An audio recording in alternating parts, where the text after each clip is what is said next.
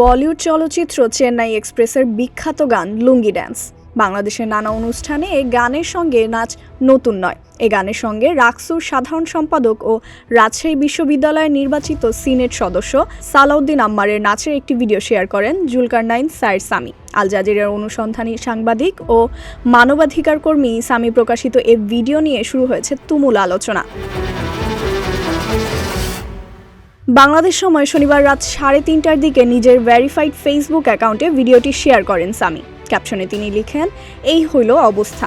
সারাদিন ভারতীয় আধিপত্যবাদের বিরুদ্ধে প্রতিবাদ করে রাতের বেলা বলিউডের চেন্নাই এক্সপ্রেস সিনেমার ইয়ো ইয়ো হানি সিং এর লুঙ্গি ড্যান্স গানের সাথে নাচা। আহবাত পারি ওহ বাত পারি।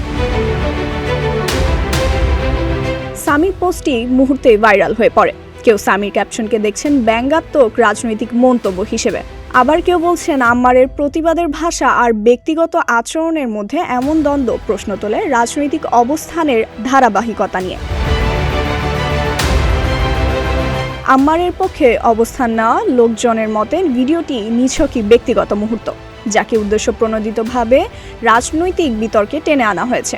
অন্যদিকে সমালোচকরা বলছেন, ভারতীয় সাংস্কৃতিক পণ্যের বিরুদ্ধে প্রকাশ্য অবস্থানের পর এমন নাচ স্বাভাবিকভাবেই প্রশ্নের জন্ম দেয়। কেউ কেউ সায়েরের মন্তব্যের প্রতিক্রিয়া বলছেন, কিছুদিন আগে রাকসু নির্বাচনের পরে নাচার ভিডিওটি অন্যভাবে উপস্থাপন করা হয়েছে।